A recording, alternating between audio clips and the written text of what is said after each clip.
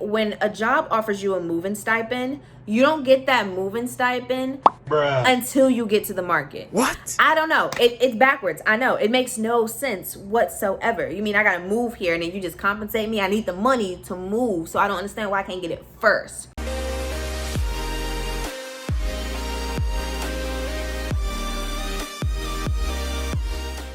What's up? It's your girl Jade, and I am back with another video.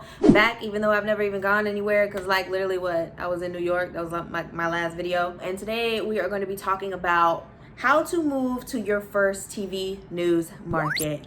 Okay, how to move to your first TV news market.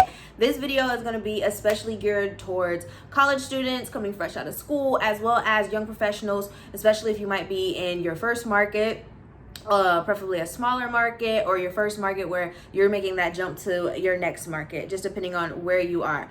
This video is more so for people who ain't got it like that, because let's be honest, there's a lot of us out here that just ain't got it like that. I don't know about you. I'm honest. Look, mama do everything she can, but mama can't do everything, okay? These are just some tips and tricks, as well as some do's and don'ts about how you can move to your first TV market. I wanted to touch on this topic because I know it's something that I feel like we talk about, but we don't talk about a lot, because it's kind of like that time between getting a job and then actually getting there is like stressful, because you're trying to figure out how you gonna get here to there, like how you get from point A to point B, especially when it's across the country. Like how we do that, and we ain't got no money, we broke. Like, how do I do that? So these are some tips and tricks and some skills that I've kind of acquired, things that I've done personally, and things that I've learned along the way with how I could move to my next markets. So I hope these tips help you out, you know, for anybody listening out there. So let's get started. The first one, LendUp. Okay, so lendup.com is actually a website that is a lending service for people in need. What you do is you fill out your information on the website. They either approve you or don't approve you for a loan of up to $500. It's real simple. I started using LendUp like maybe 2 years ago, and it helps really well with your credit as well. So with LendUp, it's super easy process. All you have to do is go to the website, you try to sign up, you put in your information. Now here's the thing that you have to do, especially if you're a working professional going to your next market. We'd hope that you are getting paid a little bit more than what you had in your first job. So you put the salary in for that new job whenever you're applying, because they're going to ask you all your information, your social security number. And then when they ask for income, you can just put in the number that you have. So like say, you know, I just moved here to Little Rock and my salary is $40,000. So you add the $40,000, and then that's how they either help with either approving or not approving your loan, because the thing is, you have to pay it back.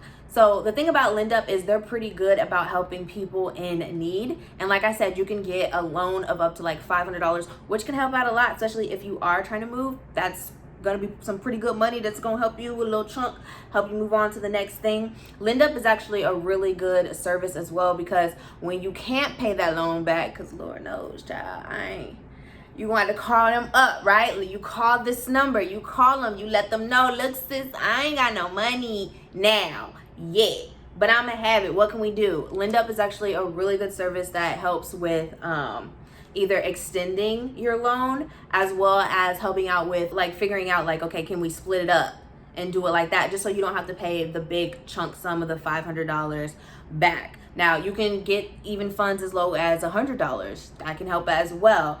Let me see, what else? Oh, the loan also has like interest on it. So like say you wanted to borrow just $100. You're like, look, I just need groceries. Let me borrow $100.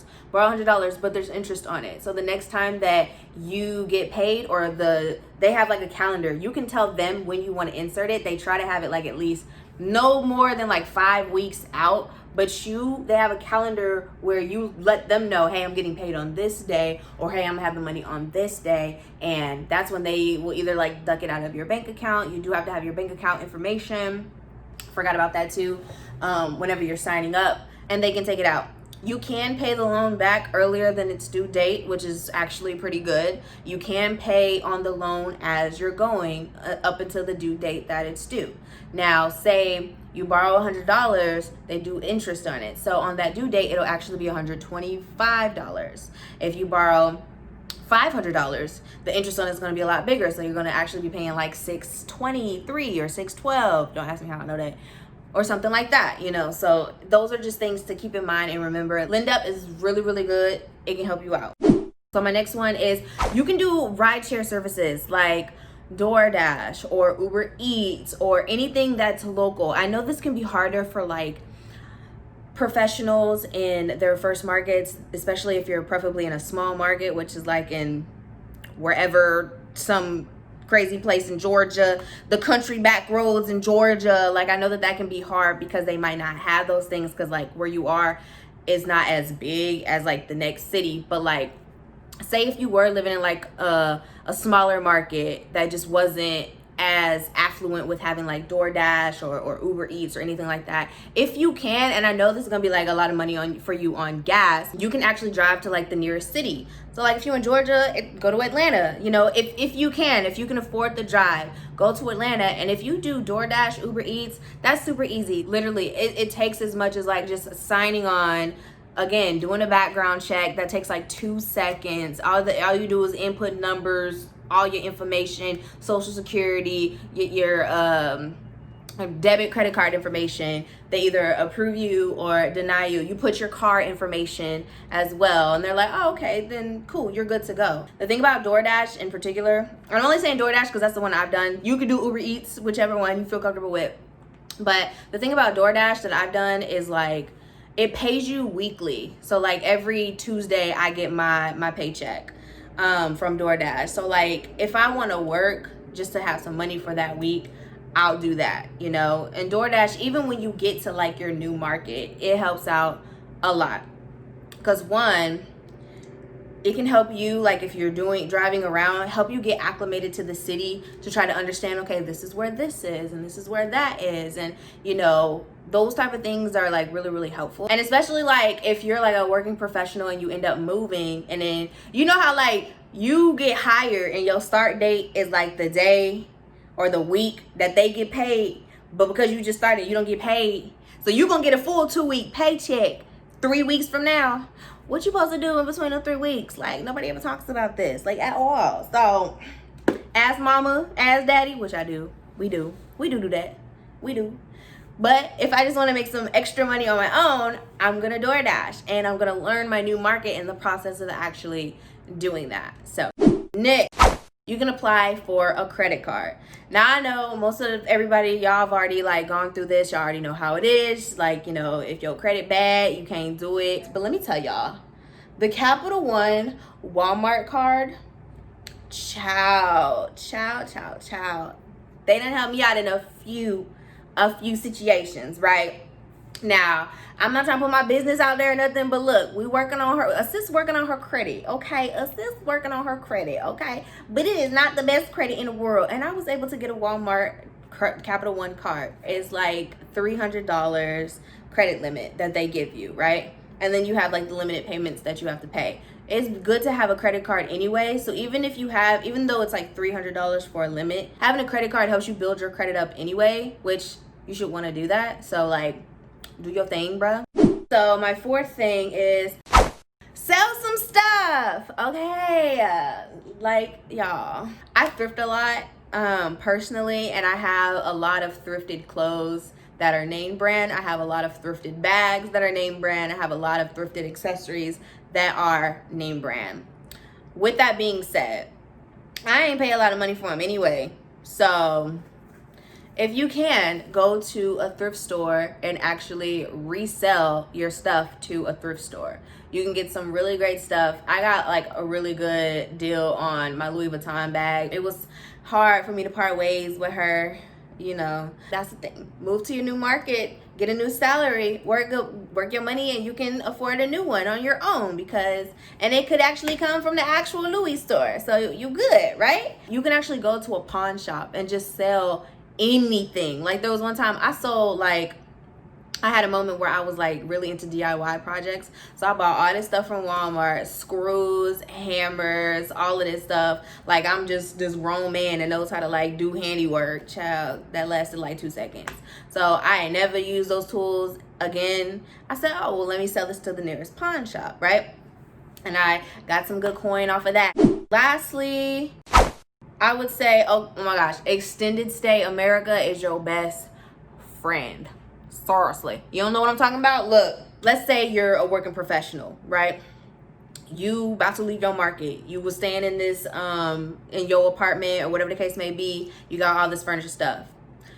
It don't cost a lot of money to move your stuff out, but when you looking for a new apartment or a new place to stay in a new market, it costs money to move in. And if you ain't got the money to move in, extended stay hotel will be your best friend. Any type of hotel that offers like weekly, daily type of deals for people, and that often feature like a kitchenette in the actual units in the hotel, go for it. That's what I'm doing right now. I'm currently staying at an extended stay hotel, right? Because again, 3 weeks before I get my first paycheck, right?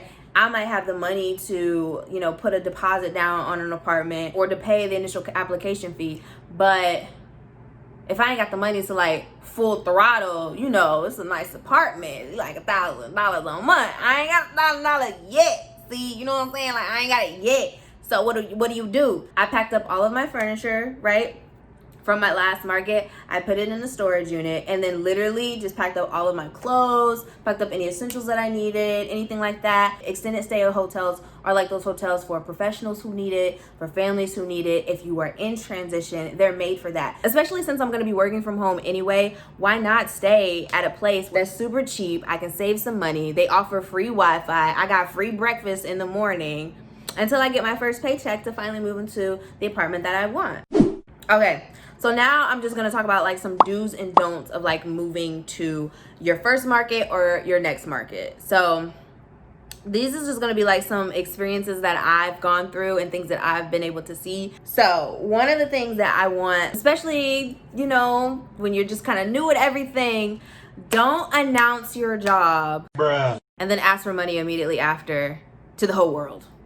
Don't do it. Don't do it. I knew somebody who literally was working in their first market and everybody was proud. Everybody was on the post. Everybody was like, congratulations, da, da, da, da. And immediately under this person's post, they're just like, here's my GoFundMe.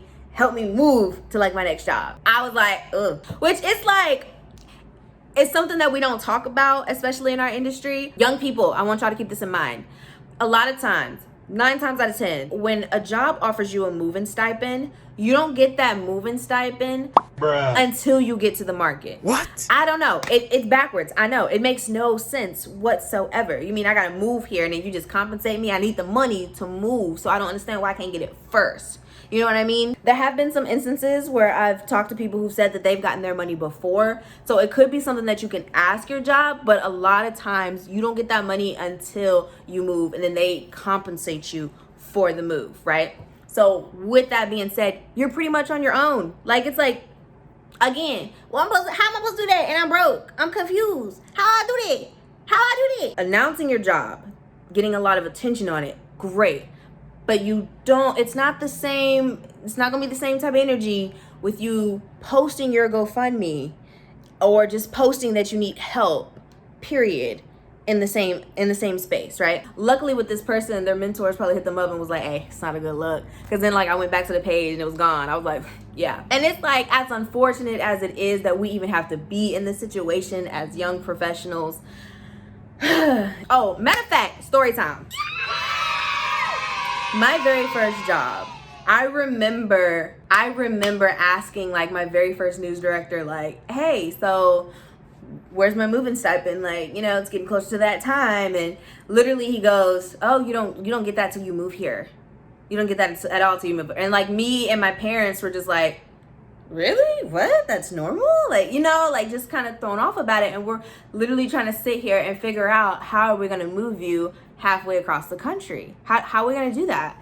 And I remember I had tweeted out, matter of fact, let me go see, because I'm pretty sure it's probably still out there in the Twitterverse. There was this tweet because I was feeling like, you know, dang, this is gonna be hard, but I don't want to let this stop me, y'all. Okay, so January 21st, 2019, I had tweeted out, I said, child, just ignorant, I hate asking people for help because I've always operated on getting things done myself.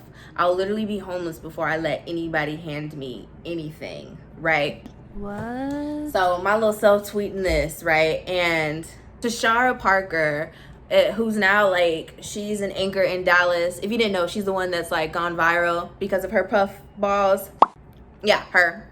She literally reached out to me in my DMs, literally was like, girl, like, what's going on? Like, sis, like, we've all been there, da-da-da. We had like a talk. She was asking me, she was like, you know, send me your Cash App, your Venmo, da-da-da. Send me a list of stuff that you need. And I was just like, oh my gosh, that was so sweet, because it was like, she got it before I could even explain what was going on. Like, I thought I was being slick, just like being like, I don't want to ask for money, da-da-da. I'd rather be homeless. Girl, you know how you just be on Twitter talking to yourself, right? So I'm talking to myself, and this was actually a little bit after I announced my job, like a week later.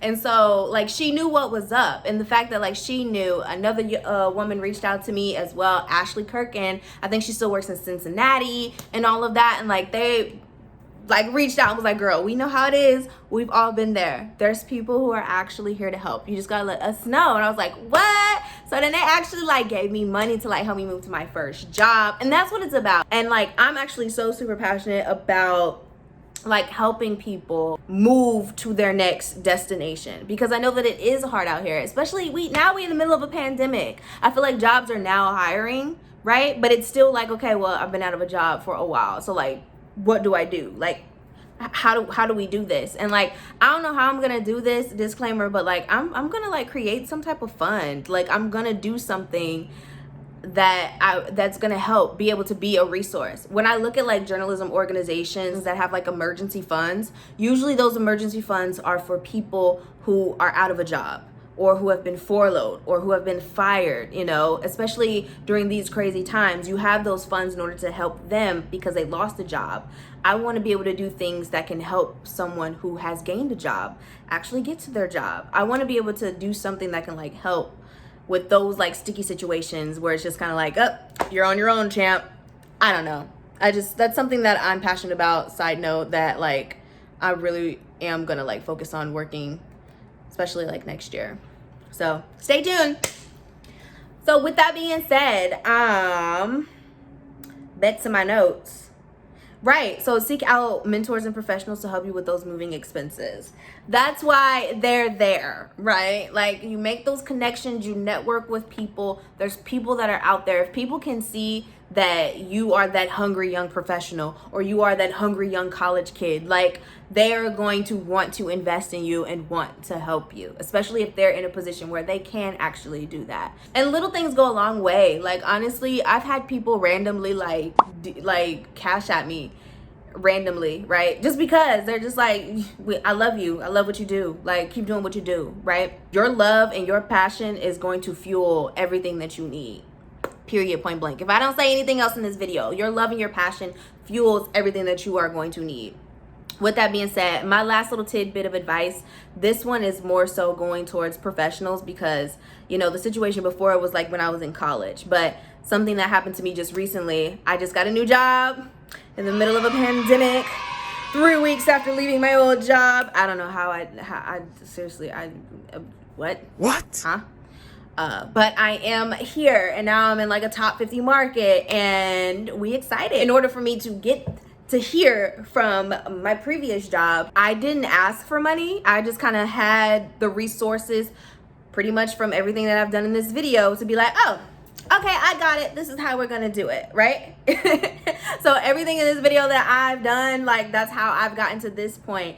But something else too is like, I never realized when you add value to a community, that community will always give it back tenfold.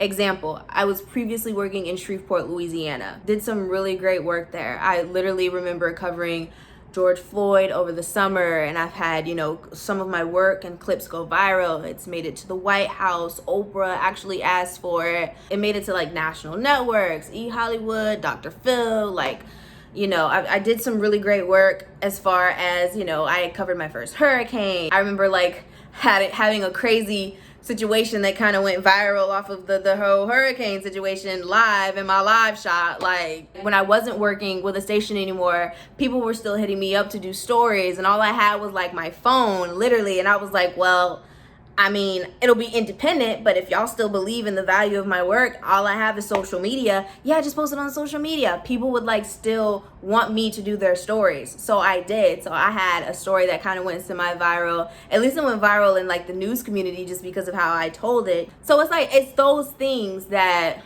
when you watch them, right, as a viewer or somebody who lives in that area, you like the work that, you know, assists out here doing. And so I announced that, hey, you know, I finally got a new job. I'll be leaving Shreveport. I'm gonna be so sad. I'm gonna miss y'all. And literally everybody's like, but what? Huh? Well, when can I see you? So I was like, I guess. So I personally ended up you know, just doing like a last minute dinner thing for people to come see me and all that other stuff. And people, of course, couldn't come. You know how folks are.